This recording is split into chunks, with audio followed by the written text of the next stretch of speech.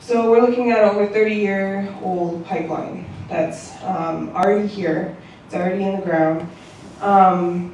And the industry in Alberta is pushing Enbridge to open up the pipeline again and reverse its flow so it will travel west to east.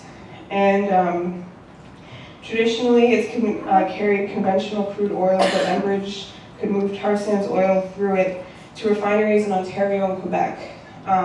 So they're looking to reverse the flow of this pipeline, this old pipeline, and they're looking to push tar sands oil through it. And they're looking as a bigger project. The Line 9 is a smaller, the Line 9 that we're looking at from Sarnia to Westover right now is part of a bigger project to be moving this oil out into Maine, I believe, into the East Coast for this global project that we've been hearing about.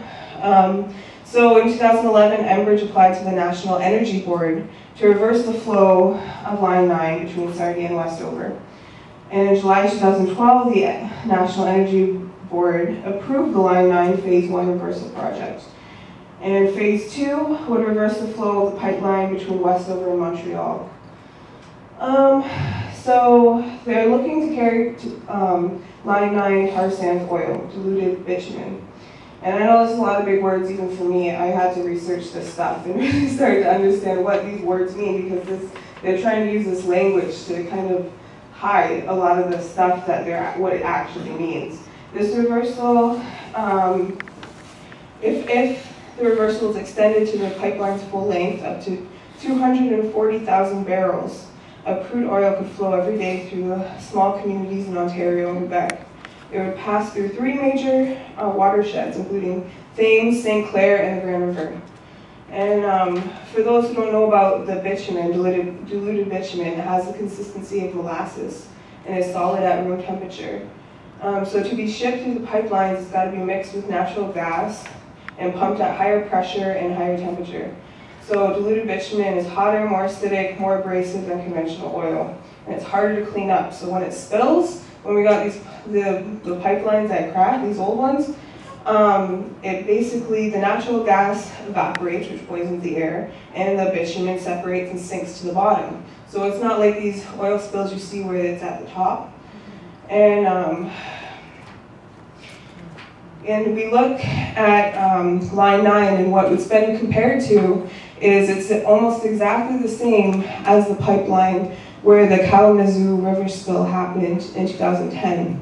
So the pipeline in Kalamazoo, if you guys know in Michigan or heard about that in 2010, one of the biggest oil spills in US history, it was about the exact same age as this Line 9.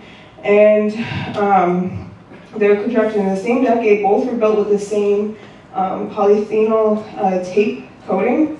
So they're both pretty well the same. And it took them a long time to even shut down that pipeline in the Kalamazoo River when they didn't even know for about, I think it was 12 to 16 hours. They just let it flow, the oil flow. And so we're looking at something very similar happening here, because these pipelines this pipeline is old. It's the same thing. They don't need to have an environmental assessment of this pipeline since it's already shipped oil. And now they're shipping this tar sands oil through, which is hotter, which has more pressure, which can crack, spill. And these spills for Enbridge happen all the time. And I think a lot of people don't know that either.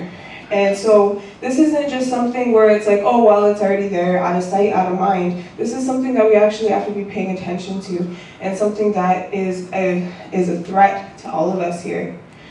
Because this isn't just going through our territories, this is going through all your guys' where you guys are living as well. This is also not only affecting us in the Haldimand Tract in the Grand River, but this is also affecting us with our Nanfang Treaty, the 1701. We have hunting and fishing rights.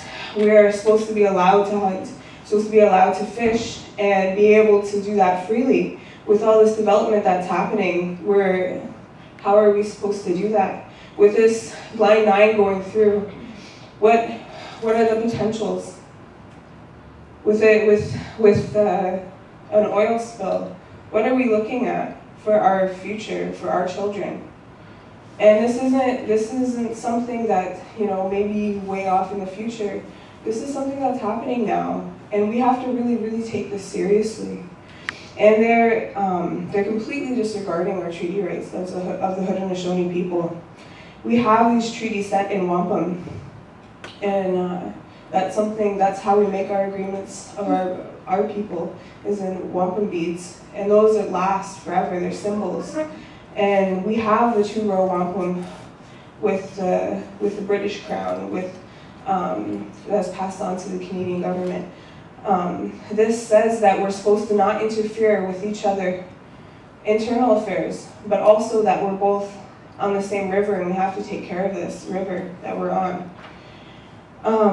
We have this Nanfan Treaty where we're supposed to be able to have this hunting and fishing rights, and we're supposed to be able to use our lands.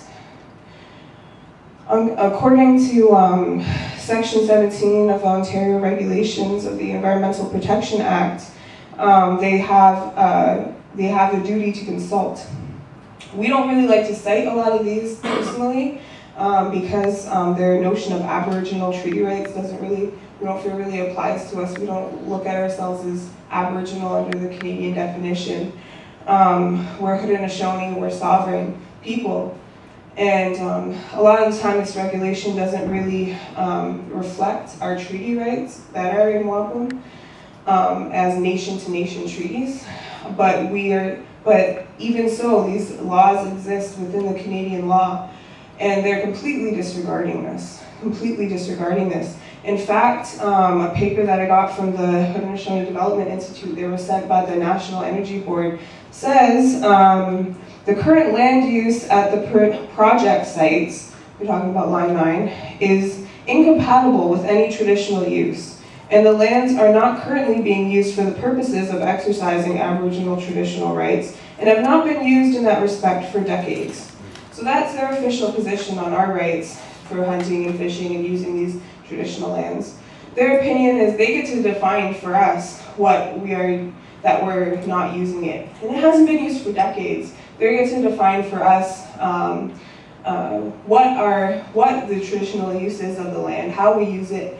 And you know, this is the National Energy Board saying that in Enbridge. And this is their position on our people. They like to define and set up these boundaries on what is actually traditional. What is, you know, well, look at you Indians, you're just like, you know, you're watching TV, you're not hunting, you're not fishing, you're not doing any of these things. What the hell are you talking about? These rights, they're from way in the past. Get over it. You know, this is the attitude we're given all the time. Meanwhile, they have no idea. Our ceremonies, our way of life, our everything comes from the land. Everything comes from the land. If we lose the land, we lose who we are as a people. All of our ceremonies, that opening address, that everything is about harvest, is about that relationship with the land. Young men, for their coming of age ceremony, rites of passage, they go out, they hunt. These are the things that we still carry, even though they've tried to beat it out of us from residential schools. They've tried to beat the Indian out of child. We're still here, we still have it, and we're still using it. And no matter what the hell that National Energy Board says or Enbridge says, these are our traditional lands, and we are using them, and we will continue to use them, and we won't back down when they're trying to put these projects through that are trying to tear our people apart. And